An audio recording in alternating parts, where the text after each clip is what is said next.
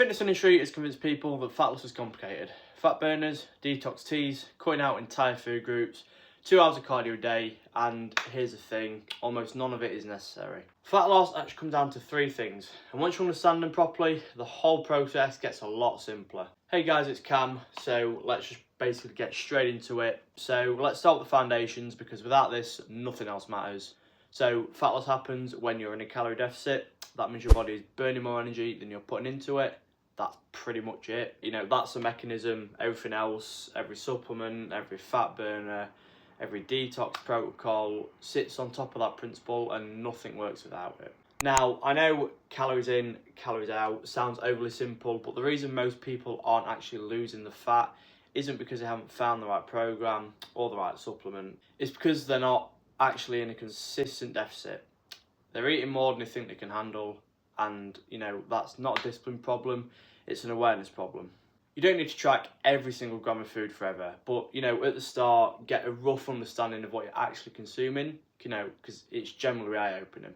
Most people are actually surprised, you know, they think they're eating well, but they're actually not accounting for cooking oils, sauces, the handful of snacks between the meals, you know, the drinks. It adds up really fast. So spend 2 to 3 weeks tracking honestly, and you'll have a much clearer picture of where you actually are in your diet. But here's where most people get this thing wrong, and it's the part that actually determines whether fat loss looks good or just makes you look smaller. So a calorie deficit alone will make you lose weight, but it won't necessarily make you look lean and athletic. The way you lose the weight matters enormously, and where the next 2 things come in, you know, these are essential. So the second piece is high protein. When you're in a calorie deficit, your body is under stress, and in an energy restricted state, if you're not eating enough protein, it will start breaking down muscle tissue for fuel alongside the fat, which we don't want. You know, that's the last thing you want, to lose fat and hold onto the muscle you've built, because muscle is what gives you shape and, you know, what makes you look athletic and lean, and, you know, it keeps your metabolism functioning properly. Protein almost makes the deficit significantly easier to maintain. It's the most satiating macronutrient that keeps you fuller for longer, which means fewer cravings, less snacking, less fighting against hunger all day, which, you know, that's a dream, it's what everyone wants. So the target is around 0.7 to 1 gram of pound per protein per body weight. Even when you're cutting, most people are well under that and they don't even realise it. If you get this right, everything else becomes way easier. Now the third piece, and this is one that separates people who end up lean from people that just end up smaller, and it's, you know, just keep lifting. You know, resistance training while in deficit is a non-negotiable. If the goal is lean, athletic, it's a non-negotiable.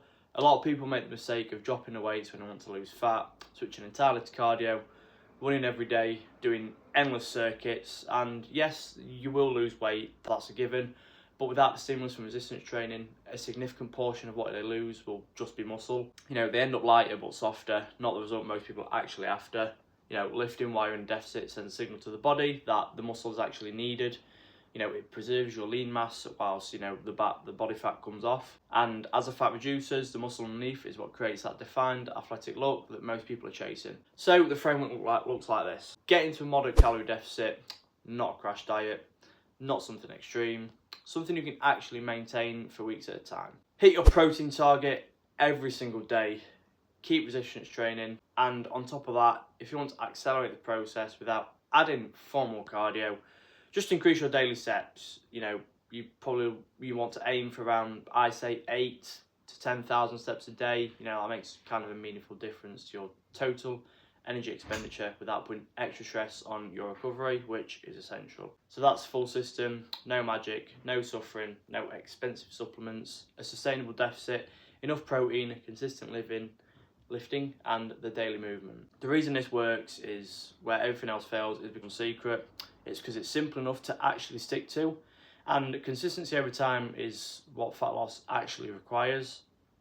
If you want the exact numbers, your calorie target, protein target, and the training structure built around this, I've got a guide on WOP that, you know, maps all this out. I'll put the link in the bio if you guys want to check it out.